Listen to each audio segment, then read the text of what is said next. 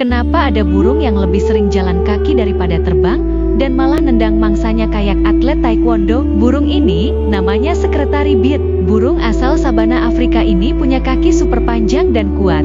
Bahkan bisa menendang dengan kecepatan sampai sekitar 5 kali per detik. Tendangannya cukup kuat buat membunuh ular berbisa, termasuk kobra. Uniknya, Secretary Bird berburu sambil jalan santai, matanya ngunci mangsa, terus, bam! Ularnya kalah sebelum sempat nyerang. Kenapa jarang terbang? Karena tubuhnya tinggi dan sayapnya lebih dipakai buat meluncur jauh, bukan manuver cepat. Di darat, dia justru predator yang efisien banget. Oh iya, nama Secretary katanya berasal dari bulu hitam di kepalanya, yang mirip pulpen diselipin di telinga sekretaris zaman dulu. Jadi, kalau di udara dia terlihat anggun, di darat dia itu petarung sabana.